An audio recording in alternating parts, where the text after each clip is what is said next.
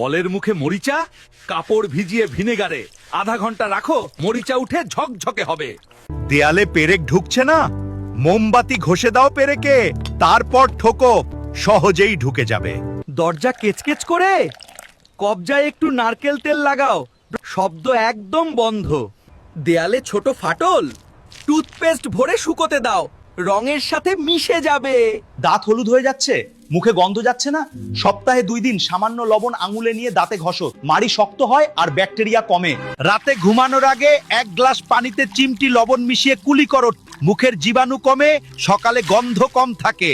কাঁচা নিমের ডাল দিয়ে সপ্তাহে 1 দিন দাঁত মাজো, দাঁতের ফাঁকে জমা ময়লা বের হয়, মাড়ি সুস্থ থাকে।